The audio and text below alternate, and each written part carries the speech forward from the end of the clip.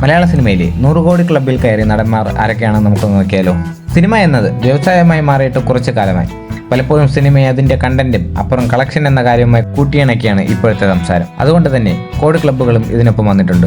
50 കോടിയിൽ തുടങ്ങി 2000 കോടി വരെയുള്ള ക്ലബ്ബുകൾ ഇന്ത്യൻ സിനിമയിൽ തുറന്നിട്ടുണ്ട്. വിശാലമായ സാധ്യതകൾ മലയാള സിനിമയിലേക്കും കടന്നു വന്നിട്ട് അധികമൊന്നുമായിട്ടില്ല. മലയാളത്തിൽ 100 കോടി ക്ലബ്ബിന് തന്നെയാണ് ഇപ്പോഴും മാർക്കറ്റ്. മലയാളത്തിൽ നിന്ന് 200 കോടി ക്ലബ്ബിലും ചിത്രം കയറിയിട്ടുണ്ട്.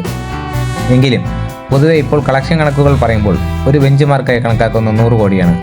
ഇപ്പോഴിതാ പുതുവർഷത്തിലെ ആദ്യ ആഴ്ചയിൽ തന്നെ മോളിവുഡിൻ്റെ 100 കോടി ക്ലബ്ബ് അപ്പാടെ മാറിയിരിക്കുകയാണ്. ഈ വർഷം പുതുതായി ഒരു ചിത്രം കൂടി പട്ടികയിലേക്ക് വന്നിരിക്കുകയാണ്. കഴിഞ്ഞ ഡിസംബറിൽ റിലീസായ ഉണ്ണിമുന്തൻ ചിത്രമായ മാർക്കയാണ് പട്ടികയിലേക്ക് അവസാനമായി കടന്നു വന്നത്. ഇത് ചിത്രങ്ങളുടെ കാര്യം. ഇനി സോളോ ആയി 100 കോടി ക്ലബ്ബിൽ ഇടം നേടിയ നായകന്മാരുടെ പേരുകൾ പറയുമ്പോൾ ആരും പ്രതീക്ഷിക്കാത്ത ചില സർപ്രൈസുകൾ കൂടിയുണ്ട്. മലയാളത്തിലെ ഒരു മുതിർന്ന സൂപ്പർ താരത്തിന് ഈ പട്ടിക ഇപ്പോഴും അന്യമാണ്. അത് മറ്റാരുമല്ല, സാക്ഷാൽ മമ്മൂട്ടി തന്നെയാണ്. കഴിഞ്ഞ വർഷം വൻ തരംഗം തീർത്ത ചിത്രങ്ങൾ ഉണ്ടായിട്ട് കൂടി മമ്മൂട്ടിക്ക് ഇപ്പോഴും 100 കോടി ക്ലബ്ബ് തീണ്ടാപ്പടകലയാണ്. പ്രമയുഗം, ടർബോ, എബ്രഹാം, ഓസ്ലർ എന്നിങ്ങനെ ഒന്നിലധികം റിലീസുകൾ ഉണ്ടായിരുന്നിട്ട് കൂടി മമ്മൂട്ടിക്ക് ഈ നേട്ടം കൈവരിക്കാൻ കഴിഞ്ഞില്ല. മലയാളത്തിൽ 100 കോടി ക്ലബ്ബിലെത്തിയ താരങ്ങളിൽ ഒന്നാമത് മോഹൻലാലാണ്. മലയാളത്തിൽ ആദ്യ 100 കോടി കളക്ഷൻ നേടിയത് മോഹൻലാലിന്റെ എക്കാലത്തെയും ഹിറ്റായ പുലിമുരുകനാണ്. 2016 പ്രദർശനത്തിനെത്തിയ ചിത്രം 137 കോടിയിലധികം നേടിക്കൊണ്ടാണ് കളക്ഷനിൽ വൻ നേട്ടം കൊയ്തത്. ഈ ചിത്രത്തിന് ശേഷമാണ് ശരിക്കും മലയാളത്തിന്റെ മാർക്കറ്റ് കൂടുതൽ വിപുലീകരിക്കപ്പെട്ടത്. ലൂസിഫർ എന്ന ചിത്രം കൂടി മോഹൻലാലിൻ്റെത് 100 കോടി ക്ലബ്ബിൽ ഇടം നേടിയിട്ടുണ്ട്. 175 കോടിയിലധികം രൂപയാണ് ചിത്രം നേടിയത്. മലയാളത്തിൽ 100 കോടി ക്ലബ്ബിലെത്തിയ പ്രായം കുറഞ്ഞ താരം നസ്ലാനാണ്.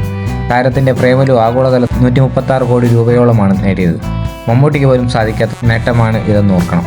പട്ടികയിൽ പിന്നീട് പേരുള്ളവർ പൃഥ്വിരാജ്, ഫഹദ് ഫാസിൽ, ടൊവിനോ തോമസ്. ഏറ്റവും ഒടുവിൽ ഉണ്ണിമുന്തനും കൂടി എത്തിയതോടെ പട്ടിക പൂർണ്ണമായി.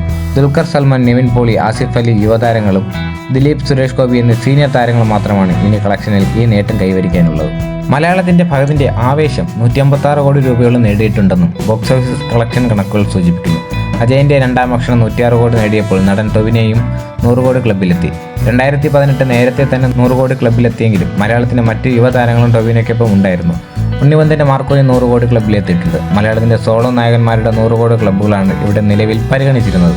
മഞ്ഞുമൽ ബോയ്സ് ആദ്യമായി 200 കോടി ക്ലബ്ബിലും എത്തിയിരുന്നു. ആ മാന്ത്രിക സംഖ്യയിലെത്തുന്ന അടുത്ത ചിത്രത്തിനായി കാത്തിരിക്കുകയാണ് മലയാളികൾ.